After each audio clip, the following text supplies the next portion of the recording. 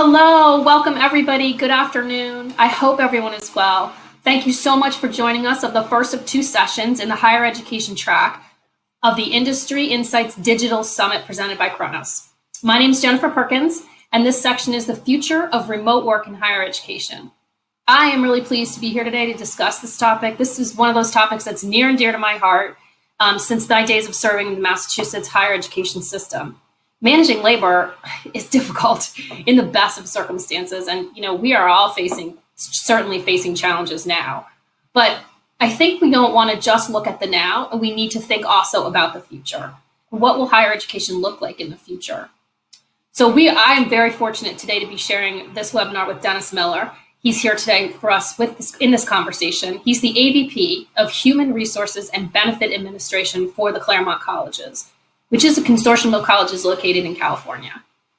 Before this, Dennis was the managing director and the chief employment officer for the California Polytech Institute in Pomona. He's actually worked in the California higher education system since 2002, quite a veteran of that system. So just a couple of housekeeping things quickly before we get started. We would certainly rather be doing this with you in person, but in this era of COVID-19, we are all functioning in a remote environment. It makes it very difficult to have two-way conversations, but we really would still love to hear from you and answer any questions that you might have. Please feel free at any time during the webinar to post questions in the chat box that's provided as part of the system, and we'll answer those questions during the webinar. If for some reason we're not able to answer every single question, we will certainly follow up with you individually and make sure that all of your questions are answered. Secondly, this webinar is being recorded, and as such, copies will be made available to you. You can share them with your colleagues if you wish, or even just review them to refresh your memory on anything that we've discussed here today. Hopefully, you'll find that valuable. So let's get right to it. Today, we are going to talk about how work is changing in our industry. Of course, it is changing in every industry, but in higher education, the human interaction that's essential to our mission. So since that nature of work is changing all around us, the how, the where, the when, our fortunate circumstance is that the why we work never changes. Everyone in higher education is invested in successful outcomes for our students. But here comes the but. We don't have an endless supply of money or of time, and so we have to use both of those wisely. So today we thought we would focus in on how the important work of higher education is being done differently. Adaptation and change are hard. They're always hard, even in the best times. Human nature just drives us towards the known rather than the unknown. We've all been forced into this unknown by this highly contagious virus. And actually, we've already risen to the call. Professors have moved their classes online in a matter of weeks. The IT infrastructure that supports them has been incredible in being able to make this turnaround so that education could continue. Not that there's not still much to learn about how to do this efficiently, effectively, in the most engaged manner possible, but that work is happening. What about the rest of us? What will our work look like? How will we manage employees if we can't actually see them? How will we make sure that we're compliant with all the labor requirements and regulations that we have? And how will we do this and still keep our culture? Not surprising, we're going to talk today about how technology may be able to help in some of these areas. So we have with us today Dennis Miller, and has years and years of experience managing people and thinking about ways to do so more effectively. So Dennis, as we're seeing all of this change, and with all of this as a backdrop, what are the biggest issues that Claremont College is facing right now? Well, first, Jennifer, let me say thank you for giving me the opportunity to weigh in on these critical issues. I appreciate you inviting me to this webinar. I think when we think about Claremont colleges, it's the answer to that question is not limited to Claremont colleges. It's really relative to most institutions of higher education in America today, which is how to run a university and deliver a high quality collegiate experience to its students while not physically present to provide for and facilitate the outcomes expected by students when these outcomes have historically been achieved in person. So the big questions for today are what level of on-site course delivery will occur, and when will the campuses start to migrate back to the classroom in order to deliver some sort of hybrid of courses on-site versus electronically. And these are very complex questions to answer in today's pandemic environment with just so many unknown variables. It's really tough. And just one of the many issues that flow up to this core set of issues, and of course why we're here today, is how to manage and lead an entire workforce remotely when they have been equipped, tooled, and really accustomed to working on site. So here's what we do know. We know many of the workers in higher education are faculty, and thank you faculty, and as such are mainly classified as exempt employees. Historically, exempt employees are paid a salary and are typically the employees who have occupations and roles in any company that may be highly compatible with working remotely. And exempt employees are usually not required to track their hours for compliance purposes, although, frankly, some employees might track their time for other reasons, especially in higher education when you have grant-funded projects, et cetera. They may need to report effort for purposes of a grant. So as we know in today's environment and working through the pandemic, working remotely can also apply really to large populations of workers who are paid hourly. And unlike exempt employees, organizations are required to follow strict federal and state requirements to track the exact time an employee clocks in and out and how many hours they work in a day or a week. And many states have additional requirements focused on ensuring employees take meal breaks, rest breaks, and those too often must be captured and recorded accurately. So tracking time for hourly employees has always been an area of risk for all organizations who either don't have a system in place to document that they're following the rules, or they may have a system in place, but maybe they manage it loosely. And of course, as a result, they can and sometimes do end up in some sort of litigation for not tracking hours according to the regulations. When employees are physically present at work, obviously supervisors can visually see that their employees are present, they're performing their expected duties, or at least we believe they are. And when employees are working remotely, that level of visual confirmation has evaporated. It just doesn't exist anymore. Many companies use the honor system for hourly employees to track recorded time for their time. And of course, we know that employees tend to round their hours, log in and log out times, really to their benefit when they use paper timesheets or other systems that are what I refer to as honor system tools to record their time. After all, I can't recall what time I started work 4 days ago. I know it was around 8, but maybe it was 7:55 or maybe it was 8:15. I'm just not sure. But what about 10 days ago? Yeah, forget it. I don't know. The majority of companies pay hourly workers on a biweekly basis, so this could easily span 14 days for many employees and organizations. And as it turns out, there's a plethora of research conducted over the past 3 or 4 decades on this topic, showing that when employees use paper timesheets, a company will experience a labor expense, or what I call an overcharge, of up to 9% annually for labor when compared to a company who uses structured timekeeping tools and applies those tools, such as an electronic timekeeping system to track the exact time an employee who is paid hourly begins and ends their workday. Wow, that's really interesting. So when you can't manage by walking around, you can't manage visibly, how can you see your employees? Well, fortunately, technology has been evolving, and it continues to evolve very, very quickly.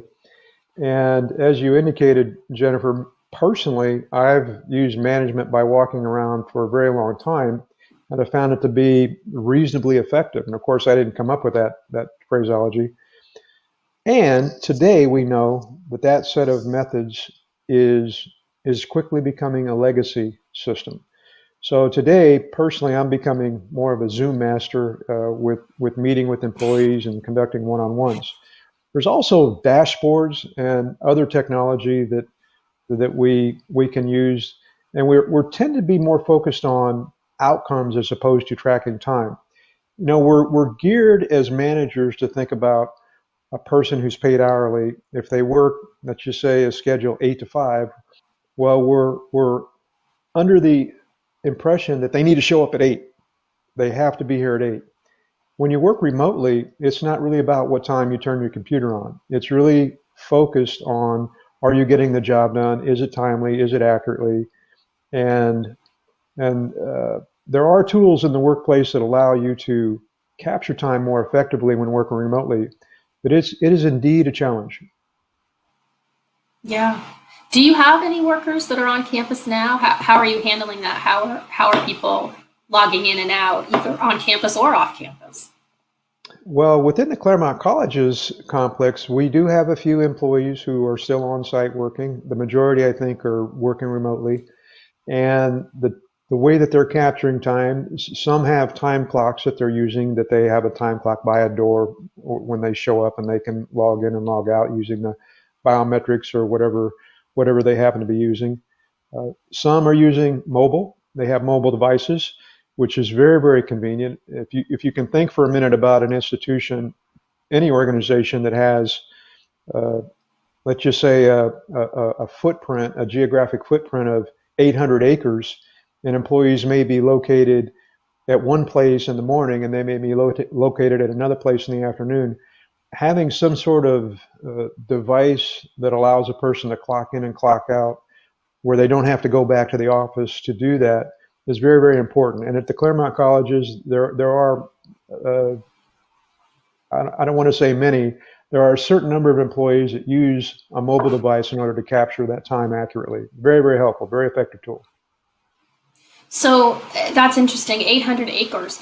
How how are you using that to understand where employees are? That they're not sitting at the coffee shop down the street, or that they're not clocking in from a place that's not considered a work location.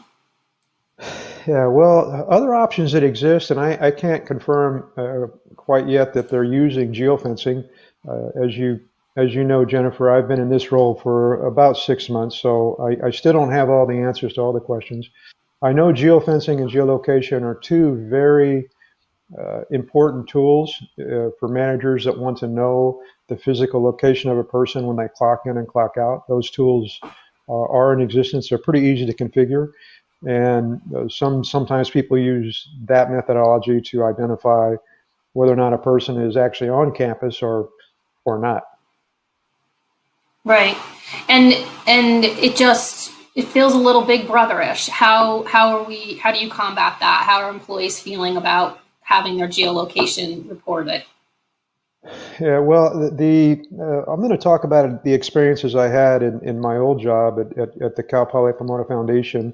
We use geofencing in that environment for some employees, but not all employees. And it came down to a question of supervisory trust. In some cases, some employees would get a little creative with when they clocked in and clocked out, and when supervisors would learn about that, they would ask us to tighten up a little bit and apply geofencing to help the employees basically stay within the guardrails of clocking in and out. And higher education is usually not real rigid about those types of activities. So it's important to maintain the flexibility that you'll have in higher education, uh, while at the same time we need to be consistent with following the rules, because at some point you may have to produce records that show when a person clocked in and out, and maybe even where they were located when they clocked in and out.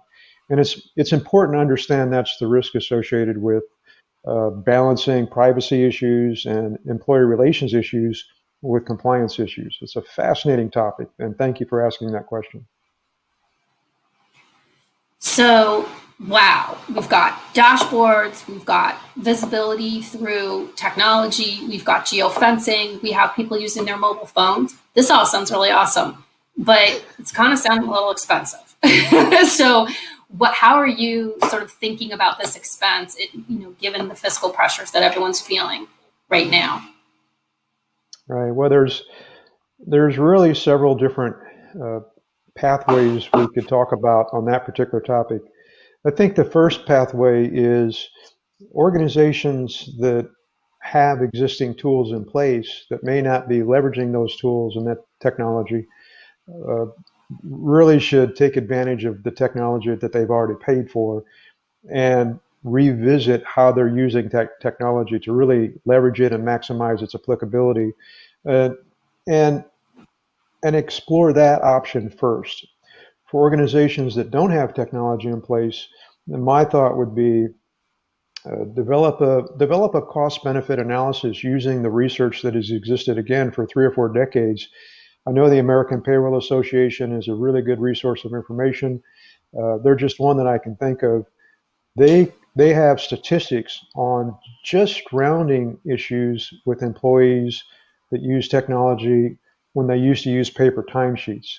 That alone will typically save enough money for a company to cost justify having some sort of electronic system to capture and record time. And today, when hourly workers are working remotely, that issue is very, very important. Today, organizations are creating the record or not creating the record that may be used next year or the year after if they find themselves on the other side of a compliance discussion for employees who say, hey, you were supposed to pay me when I was working all those hours at home. And the manager is saying, what hours? And that is a very, very real concern that organizations have that are not using some sort of electronic timekeeping system. It's not a good risk, quite frankly, in my opinion. So So Don, the cost, sorry. the cost itself, it really depends on your workforce. Obviously, if you're a large organization, you're probably already using some form of electronic timekeeping system. It's really going to be more of the mid-sized companies that might not yet have evolved to electronic timekeeping systems. And I would say they're not as expensive as most people believe they are. They really aren't. And they provide a lot of value to employees. They allow for a lot of metrics to be captured that can be used by managers to help deploy labor in a much more effective way than maybe the historical way that it's occurred. So I would say that for most organizations, it's actually a pretty affordable pathway once they really analyze the cost versus the benefit. In my opinion. Sounds to me like you're talking about the benefit to employees and the benefit to employers. But in addition, it sounds like there's some sort of risk analysis that you're handling there as well. Something about having an audit trail. Will you dive into that a little more deeply? Yes, I'll offer a personal experience, and I know this is for a very broad audience, and maybe some of the people that are hearing this have already had a similar experience. Many, many years ago, I was on the other side of a wage claim representing the employer, and the employee claimed that we didn't pay him for the hours that they worked, and we relied on a paper timesheet. And we had paper timesheets. We had it where the employee had written in, I started at 8 o'clock, I took my lunch break, etc. And they had a stack of those documents that spanned over a 12-month period. And the employee said, yeah, I just did what my supervisor told me to do. They told me to write that down, and that's what I did. And then they whipped out this little book that they had kept for themselves, like a mini calendar that the employee had kept. And it had an entirely different set of times where the employee had worked. And they had worked an enormous amount of overtime. And we, in this case, me, representing the employer, I had no way to discredit or dispute that. In fact, personally, I believed it was probably more accurate than the timesheets we had. Now, of course, I couldn't say that because I was representing the employer. But deep down inside, I had a belief that the employee was probably telling the truth for the most part. So what do you do in that case? Well, when you have an electronic timekeeping system, you can avoid that type of risk. And by the way, it's not about really holding anyone accountable per se. It's about paying an employee fairly, paying them accurately, and having the records to show that we did in fact achieve that. We achieved as an employer exactly what we should have achieved. We're not trying to cheat the employee out of money. We're trying to follow the rules and pay them what we should pay them. And in my experiences, the very best way to do that is to have a detailed and accurate record of when an employee worked. And I have to tell you, Jennifer, honor systems are very well intended, and they're worthless when you're challenged. Yes. That's a great story. I haven't heard that one before, so that's a great story, and I think there's a lot of messaging for us and instruction for us in that story as to how audit trails are important going forward in case there's a problem. So let's go the reverse direction, which is our employees are now home and they're working and living and eating and socializing in the same place. How is Claremont and how are you managing to sort of respect the employees' time? Sort of almost like regular PTO. When are they working? When are they not working? How are you guys handling that? Well, there's several different approaches happening. It's actually it's being managed at the managerial level with respect to each department. Some employees have different types of work, so we don't really have a one size fits all solution. Although I will say that we are applying a lot more trust but verify in this environment compared to even 3 months ago. 3 months ago, when an employee needed to take care of an issue with their child, maybe take them to the doctor or some other personal event, they would typically submit a request to the supervisor. Hey, I need a couple hours off. I need to take care of some stuff, and the supervisor would approve it, and the time would get recorded in the timekeeping system. Well, today there's more of a level of flexibility because let's face it, we don't expect employees to show up at their desk at exactly 8 o'clock and stay plugged into their desk at home from 8 to noon and then take a lunch break and then come back. So there's a lot more flexibility and fluidity in the schedule, and the emphasis is much more focused on is the employee delivering the outcomes and are they delivering timely and accurate and quality work. And that may span beyond the normal 8 to 5 typical in-office on-site work schedule. Employees might get up early. In fact, they may go to bed late that night. They may be up late for some reason because they've had to take care of their children for 2 or 3 hours. They've had to do some in-home schooling for small children. And at Claremont, we're doing everything we can to accommodate those very, very unique situations because today it's not just about work. It's not even about work-life balance. It's about balancing the entire state environment or county environment with schools that have been closed. And what do you do about that? What do you do about childcare? What do you do about at-home schooling?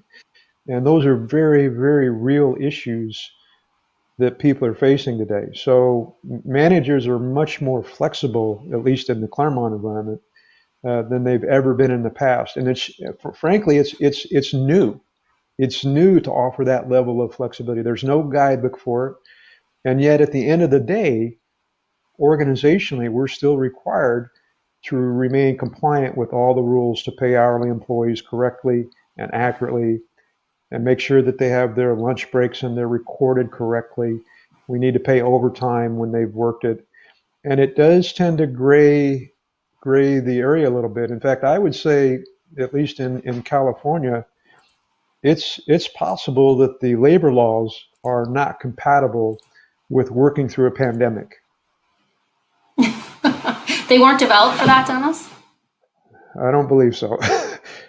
No one can forecast every possible thing that will happen. And so today, my point is, Jennifer, is today we're creating the records that hopefully they won't in our organization, but some organizations, because I think we do a really good job. I think employees are very honest, and I think managers are very flexible. At the same time, the records we're creating today will exist 2 years from now. And who knows what will happen in the next 2 years? No one knows. So this could be a short-term pandemic that we find ourselves migrating back to a normal environment in the next 3 or 4 months or 6 months, or who knows where it may end. But in the meanwhile, we have compliance that we need to be attentive to, and it's a very, very dynamic period of time for everyone, not just the Claremont colleges. Yeah, I mean, it's just hard to predict, in some ways, how much of this is going to stick, how much of working from home is going to stick beyond the pandemic, and what other things have we learned and taken away from this environment that will be part of our future when this pandemic is over. And how are we preparing for the next disruption? I mean, it doesn't have to be a pandemic, but all sorts of things happen that disrupt our higher education in-person environment, not necessarily always as a country, but even in individual areas or states or counties, as you've discussed. What do you see sticking as far as things that have happened during the pandemic and procedures, policies, or even just different ways of working that you think might stick through the pandemic? Well, as your introduction, Jennifer, to managing change, it was right on point. Change is always very, very difficult, and change is always happening. It's not something you can really put off too long. And today, what we know is that the pace of change has accelerated.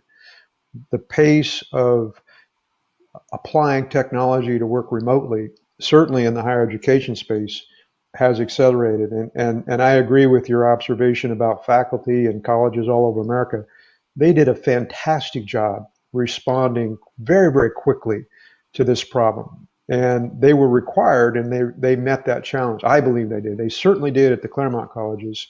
It was very impressive. It's a very sad thing, a very, very unfortunate to be in a pandemic. It's terrible. It's devastating. And yet life still must go on. And I know at the Claremont colleges, they did a really, I was impressed. What might stick? I do believe the status quo has been challenged with respect to working remotely and working from home.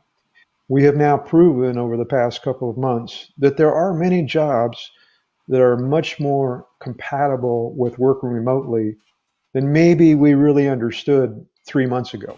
So I do expect a logical migration of much more jobs in the higher education space to work from home, not full time. I still believe on-present work will exist. In fact, I read a survey last week where students have a very, very high expectation that they're going to return to campuses and continue to live through the on-campus experiences, which they want.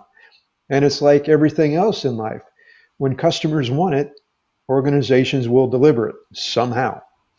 And I think that drives the conversation about whether or not working remotely is going to stick in a broad sense or a small sense. And that's because certainly when you have students on campus, they expect to see people on campus to help them with whatever they're looking to help with: registration, admissions, counseling, whatever it happens to be.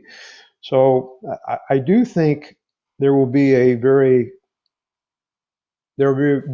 quick response once it's considered safe by CDC and others to migrate back to the classroom, not fully, but as much as they can.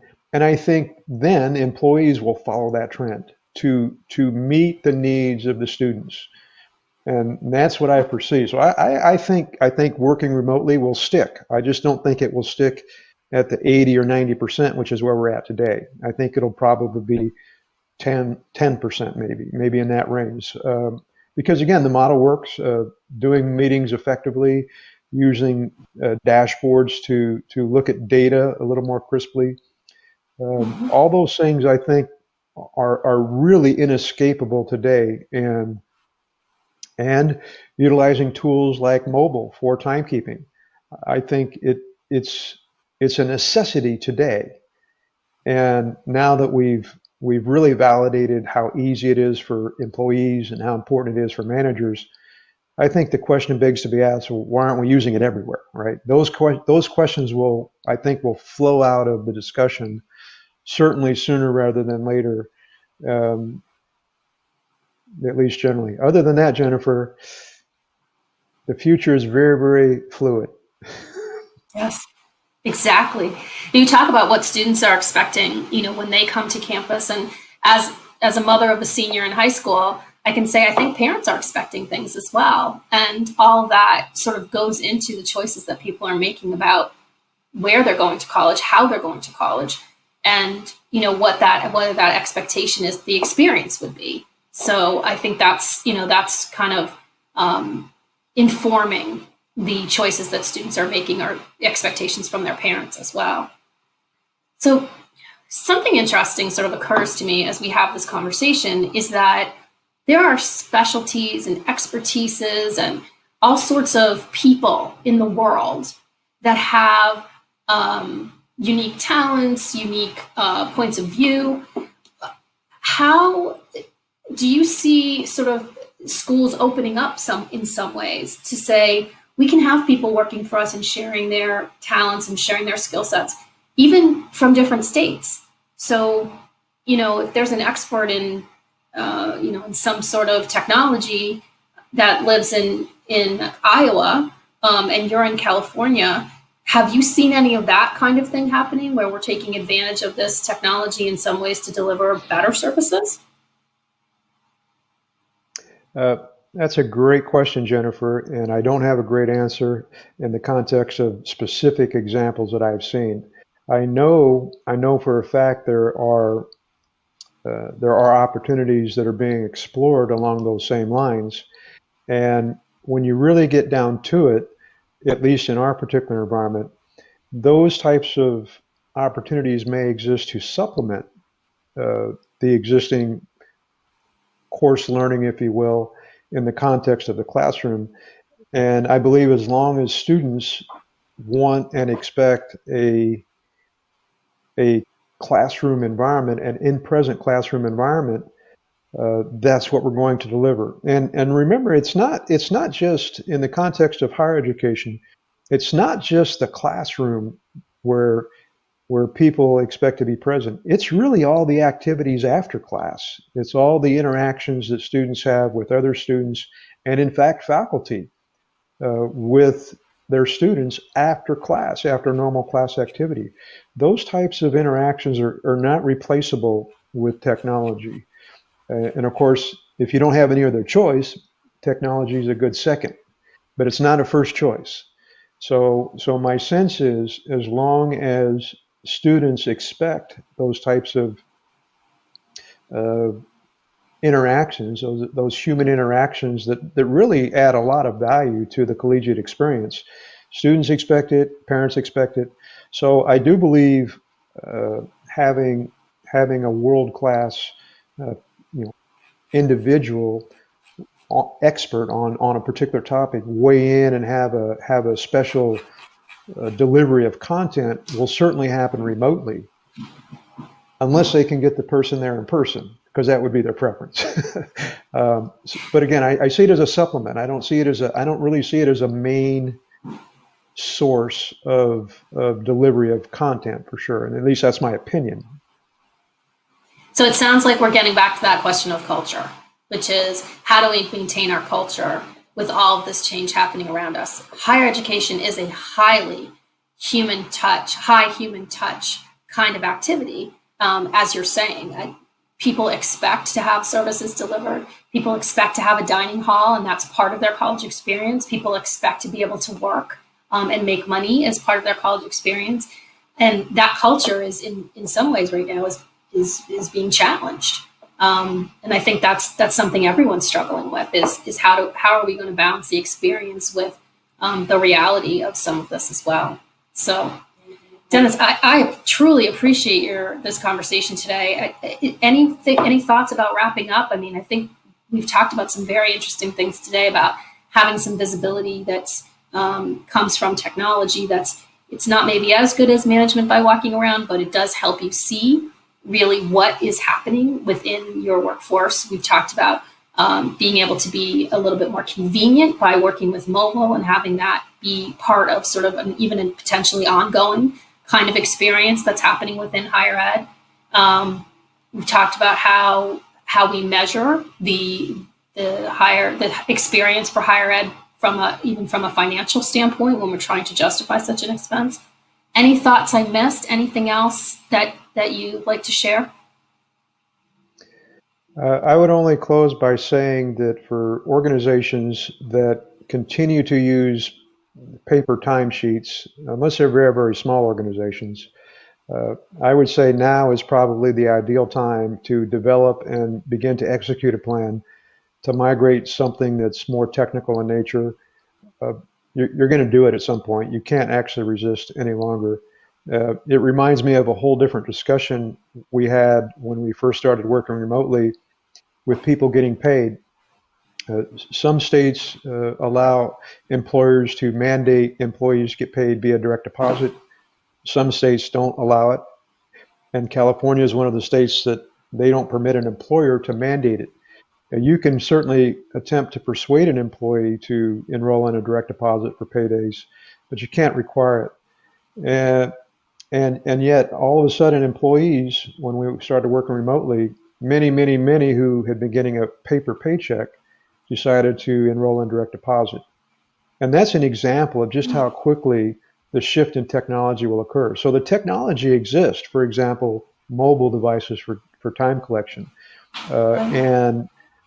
And it is a cultural thing.